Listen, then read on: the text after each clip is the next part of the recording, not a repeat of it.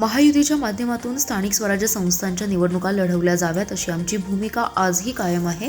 महायुतीतील घटक पक्ष म्हणून राष्ट्रवादीसोबत चर्चाही झाली आहे। मात्र सांगलीत राष्ट्रवादी काँग्रेस अजित पवार पक्षाच्या गेल्या 2 दिवसातील हालचाली पाहता ते महायुतीमध्ये सहभागी होतील याची सद्यस्थितीत खात्री देता येत नसली तरी राजकारणात कधीही काहीही घडू शकतं।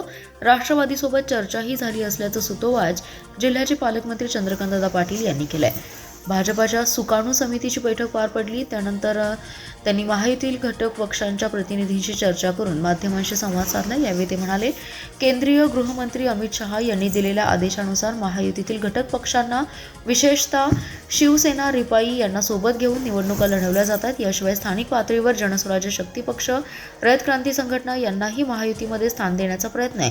केंद्रीय मंत्री शहा यांनी शिवसेना शिंदे गटासाठी काही जागांसाठी मागेपुढे करण्याचे आदेश दिलेत। महायुतीतील सर्व घटक पक्षांना सोबत घेऊन निवडणुकीला सामोरं जाण्यास सांगितले।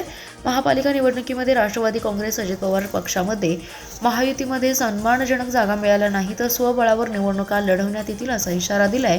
याकडे लक्ष वेधलं असता मंत्री पाटील म्हणाले, सर्वांनी आपली बाजू, आपले विचार पुढे नेण्याचे अधिकार आहेत। एका कुटुंबातील व्यक्ती एका विचाराने वागत नाहीत। राष्ट्रवादीला मग एका चौकटीत बांधणं कितपत योग्य ठरेल असा सवाल करत ते म्हणाले, महापालिका निवडणुकीत महायुती, महाविकास आघाडी आणि राष्ट्रवादी काँग्रेस अजित पवार अशी तिरंगी लढत होण्याची शक्यता नाकारता येत नसली तरी राजकारणात काहीही घडू शकतं असंही ते म्हणाले।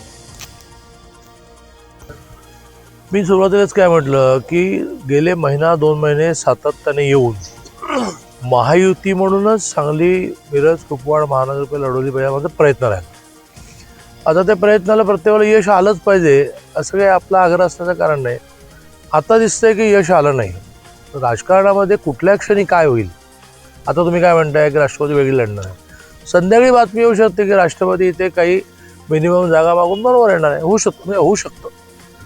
त्यामुळे प्रयत्न हाच राहिला संपूर्ण महाराष्ट्रात। नगरपालिका नाही, आता महानगरपालिका पुढे झेडपी नाही, महायुती एकत्र लढावी। जिथे जिथे जमलं तिथे झालं, तिथे नाही जमलं हां।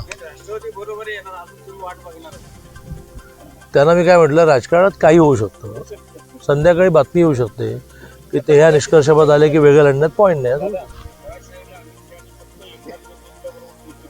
हो बरोबर आहे, तो वाक्य करेक्ट करतो की अमित भाईंनी असं म्हटलं की महायुती म्हणून निवडणुका लढवा, परंतु शिवसेनेबरोबर युती काही करून झाली पाहिजे असा आपला प्रयत्न राहिला पाहिजे, असा आपला आग्रह असला पाहिजे।